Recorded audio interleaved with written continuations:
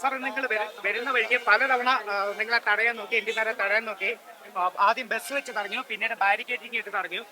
ഇത്തരത്തിലുള്ള പ്രതിഷേധത്തിന് വലിയ അനുമതി തരില്ലെന്നാണോ?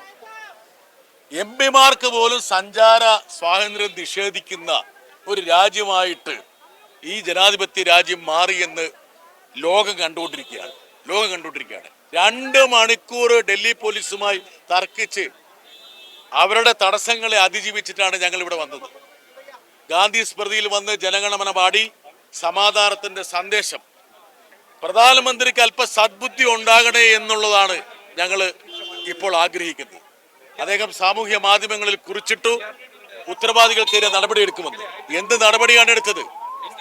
താഴെ നിന്നല്ല ഉത്തരവാദിത്വം നിശ്ചയിക്കേണ്ടത്, മുകളിൽ നിന്നാണ്.